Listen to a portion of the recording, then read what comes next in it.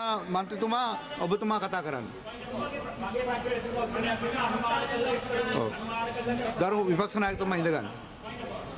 Point ඔබට නැහැ ගරු විපක්ෂ නායකතුමා. ගරු අර්චනා මන්ත්‍රීතුමා ඔබතුමාගේ කාරණාව කතා. Thank you, Honorable Speaker. I'm really appreciate this moment. Let me read these 27 questions.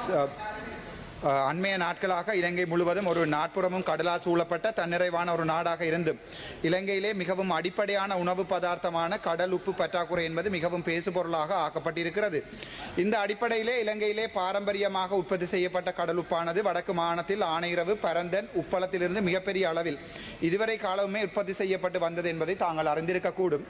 அந்த அடிப்படையில் அண்மையில் மக்களால் ஊழலுக்கு எதிரானவர்கள் என்று நம்பப்படுத்தப்பட்டு ஆட்சிக்கு வந்த தங்களுடைய முக்கியமாக பாராளுமன்ற உறுப்பினர்கள் தெற்கிலிருந்து வந்த உங்களுடைய அரசாங்கத்தின் பாராளுமன்ற அமைச்சர்கள் மற்றும் உறுப்பினர்கள் இலங்கையிலிருந்து வெளிநாடுகளுக்கு பரந்தன் உப்பளத்திலே உப்பினை உற்பத்தி செய்து ஏற்றுமதி செய்ய போவதாக அண்மைய காலங்களில் தெரிவித்திருந்தது குறிப்பிடத்தக்கது.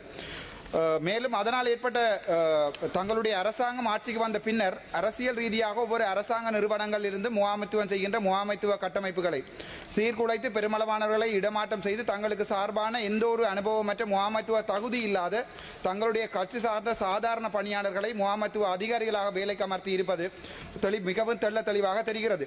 அதனால் ஏற்பட்ட தொழிலாளர் போராட்டம் இப்போது 6வது நாட்கள், நான் நினைக்கிறேன் இப்போது 12வது நாட்களாக பரந்தன் உப்பளத்திலே நடைபெற்றுக் கொண்டிருக்கிறது என்பதை பொதுமக்களுக்கு தெரிவிக்க வேண்டிய கடமைக்கு உள்ளாகி இருக்கிறேன். அந்த உப்பளத்து தொழிலாளர்களை மிக கேவலமாக நடத்தப்படுவதாகவும் அதேவேளை தொழிலாளர் தொழில் விதிமுறைகளுக்கு இன்றியமைவாறு இல்லாதவாறு பலவந்தமாக உப்பளத்திலிருந்து போலீசாரின் உதவியுடன் அராஜகமாக வெளியேற்றப்பட்டிருப்பதும் அதே நேரம் மேலும் 12 நாட்களுக்கு மேல் அந்த தொழிலாளர்களுக்கு வேலை வாய்ப்பு மறுக்கப்பட்டிருப்பதாகவும் பொதுமக்களால் தெரிவிக்கப்பட்டிருக்கிறது. கைத்தொழில் மற்றும் தொழில் முயற்சி ஆண்மை அமைச்சர் என்ற ரீதியில் தங்களால் பின்வரும் விடயங்களை தெளிவுபடுத்த முடியுமா என்பதை தயவு செய்து இந்த மேலான சபைக்கு தெளிவுபடுத்தவும். முதலாவது கேள்வி, ஆனையிறவு உப்பளம் பாரம்பரிய உற்பத்தி செய்து வந்த உப்பினை ரஜ உப்பு என்ற பெயர் மாற்றியதற்கான காரணம் என்ன? இது தமிழர்கள் மீதான திட்டமிட்ட அடக்குமுறை ஒன்றின் வடிவமா? இரண்டாவது, ஆனையிறவு உப்பளத்தில் 2024ஆம் ஆண்டு உற்பத்தி செய்ததை விட இன்றைய தினம் உற்பத்தி செய்யப்படுகின்ற உப்பின் அளவு மிக குறைவானது என்பது உண்மை, இதை தாங்கள் ஏற்றுக்கொள்கிறீர்களா?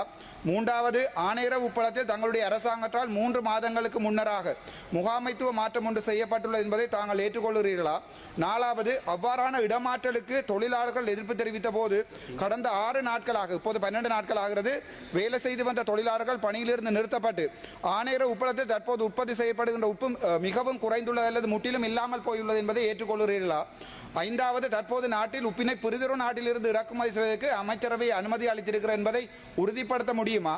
ஆறாவது, தொழிற்சங்கங்களால் உருவாக்கப்பட்ட தங்களுடைய அரசாங்கம் இப்போது தொழிலாளர்கள் மீது மிகவும் கேவலமான ஒரு அடக்குமுறை ஒன்றினை கட்டவிழ்த்து விட்டிருக்கிறது என்பதையும் அதற்குரிய மிகச்சிறந்த உதாரணம் ஆனையிறவு உப்பளத்தில் தொழிலாளர்கள் வெளியேற்றப்பட்டு இருக்கிறார்கள், அவர்களுடைய தொழில் மறுக்கப்பட்டு இருக்கிறது என்பதை தாங்கள் ஏற்றுக்கொள்கிறீர்களா? ஏழாவது, உடனடியாக தொழிலாளர்களை மீண்டும் சந்தித்து அவர்களுடைய கோரிக்கைகள் நியாயமானது என்பதை ஏற்றுக்கொண்டு ஆனையிறவு உப்பளத்தில் உப்பு உற்பத்தி செய்யப்படுவதை சாதாரண நிலைக்கு கொண்டு வர முடியுமா? எட்டாவது, இலங்கையில் உப்பு உற்பத்தி படுமோசமாக தங்களுடைய ஆட்சி காலத்தில் குறைவடைந்து இருக்கிறது என்பதை ஏற்றுக்கொண்டு ஆனையிறவு உப்பளத்தினை மறுபடியும் சாதாரண நிலையில் இயங்க வைக்க முடியுமா? அங்கே வேலை செய்கின்ற தொழிலாளர்களை மரியாதையுடன் நடத்துகின்ற அதேவேளை அடிப்படையான வசதிகளை தங்களால் ஏற்படுத்தி கொடுக்க முடியுமா என்று மட்டுமே கேட்கிறேன். நன்றி. ගරු කතානායකතුමනි, මේ ප්‍රශ්නය අපිට ලැබුණේ ඊයේ හවස 2ට විතර අපේ අමාත්‍යාංශයට. ඊයේ මගේ කතාවෙත් යම්කිසි පැහැදිලි කිරීමක් කළා. මේක සම්පූර්ණ විස්තරයක් සහිත පිළිතුරක් සතියකින් ලබා දෙනවා පාර්ලිමේන්තුවට. ප්‍රධාන වැඩ කටයුතු ආරම්භයේදී පනත් කෙටුම්පත්